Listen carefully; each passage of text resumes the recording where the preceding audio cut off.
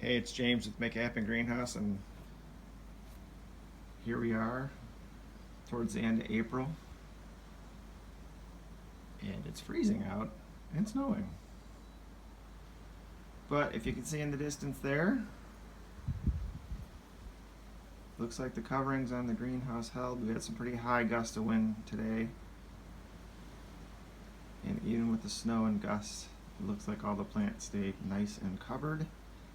And I know the inside temperature of the greenhouse is in the 40s, so I think we're doing okay. One more day of this, and I think we'll be on to summer.